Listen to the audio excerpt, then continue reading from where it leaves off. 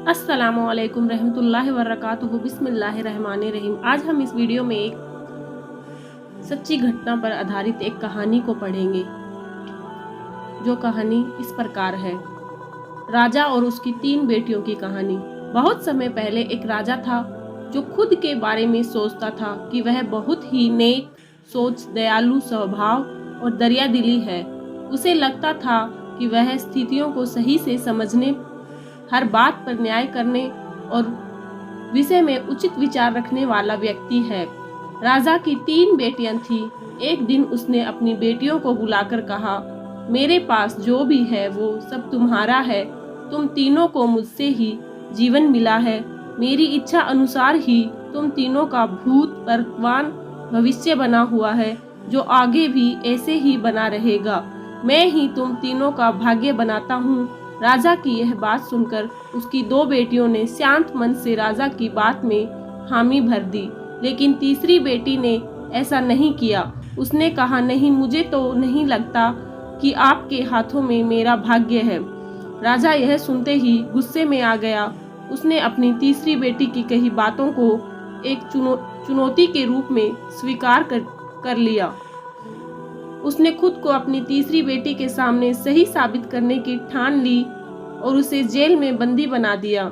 इसी वजह से राजा की तीसरी बेटी कई सालों तक जेल में ही बंद रही। राजा और उसकी बाकी की बेटियां राजसी जीवन जीती रही। राजा मन ही मन सोचता कि यह मेरा ही हुक्म है जो मेरी जिद्दी बेटी जेल में कैद है। लोगों को भी यही लग रहा कि राजा का ही हुक्म है जो उसकी बेटी का ऐसा भाग्य मिला। उसकी प्रजा के लोग भी यही सोचते थे। उन्हें लगता था कि राजा की तीसरी बेटी ने जरूर कोई गलत कार्य किया होगा, तभी उसे जेल में कैद करके रखा गया, वरना कोई भी पिता अपनी बेटी के साथ भला ऐसा क्यों ही करेगा। राजा कभी कभी जेल में कैद अपनी तीसरी बेटी से मिलने के लिए जाता था। उसकी बेटी बहुत कमजोर हो गई थी, लेकिन अभी भी उसके विचारों में कोई बदलाव नहीं आया था। मगर राजा अपनी कमजोर होती बेटी की हालात को नहीं देख पा रहा था। एक दिन उसने अपनी तीसरी बेटी से कहा, इस तरह से तुम्हारा जिद करना मुझे बहुत गुस्सा दिलाता है। अगर तुम इसी तरह मेरी आंखों के सामने रही तो गुस्से में मैं न जाने क्या कर बैठूंगा। मैं तुम्हें मौत की सजा भी दे सकता हूँ, लेकिन मैं एक अच्छे दिल का हूँ, इसलिए मैंने सोचा है कि तुम अब मेरे राज्य के पास ही एक जंगल वाली जमीन पर जानवरों के साथ रहोगी। राजा ने आगे कहा, उस जंगल में सिर्फ उन्हीं लोगों को रखा जाता है जो मेरे आदेश का पालन नहीं करते।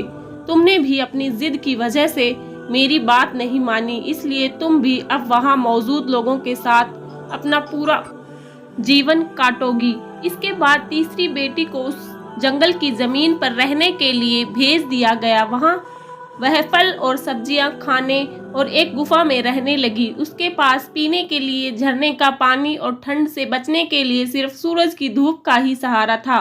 वहाँ की खुली हवा में रहते हुए और फल फूल खाते खाते वो जल्दी ही पूरी तरह से स्वस्थ हो गई। उसने वहाँ पर खेती करना भी शुरू कर दिया। गुफा को उसने घर की तरह सजा लिया और खुशी खुशी वहीं रहती थी। एक दिन वहाँ पर एक भटकता हुआ राहगीर आ पहुंचा। उसने देखते ही देखते राजा की तीसरी बेटी से प्रेम हो गया और दोनों खुशी खुशी वहीं रहने लगे। उस जंगल में उन दोनों के अलावा और भी कई लोग रहते थे, जिनकी मदद से उन्होंने उस जंगल को एक शहर के रूप में बदल दिया। कुछ ही सालों में राजा की तीसरी बेटी और वो राहगीर उस शहर के राजा रानी बन गए। अब उनके शहर की चर्चा दूर दूर तक होने लगी। जैसे ही इसकी जानकारी राजा को मिली, वह उस जंगल में सब कुछ देखने के लिए पहुंच गया। जब उसने वहां की राजगद्दी पर बैठी अपनी बेटी को देखा और साथ में एक खूबसूरत युवक को, तो उसके होश उड़ गए। राजा की बेटी ने अपने महल में अपने पिता का पूरा सम्मान के साथ स्वागत किया और उसने अपने पिता से उसके बुरे बर्ताव व फैसले के लिए कुछ भी नहीं कहा। जैसे ही राजा वहां बैठा तो उसे एक आवाज़ सुनाई देने लगी, जो कह रही थी कि हर इंसान स्वयं ही अपना भाग्य बनाता है, कोई अन्य इंसान किसी और का भाग्य नहीं बना सकता। राजा और उसकी 3 बेटियों की कहानी हमें यह सीख देती है कि कोई भी व्यक्ति किसी का भाग्य बना या बिगाड़ नहीं सकता। हमारा भाग्य स्वयं हमारे हाथों में ही होता है, जिसे हम अपनी सूझबूझ से बुरी परिस्थितियों में भी अच्छा बना सकते हैं। कहानी से सीख। राजा और उसकी 3 बेटियों की कहानी हमें यह सीख देती है कि कोई भी व्यक्ति किसी का भाग्य बना या बिगाड़ नहीं सकता। हमारा भाग्य स्वयं हमारे हाथों में ही होता है, जिसे हम अपनी सूझबूझ से बुरी परिस्थितियों में भी अच्छा बना सकते हैं। अगर वीडियो अच्छी लगी हो तो प्लीज़ लाइक करें, सब्सक्राइब करें और शेयर करें।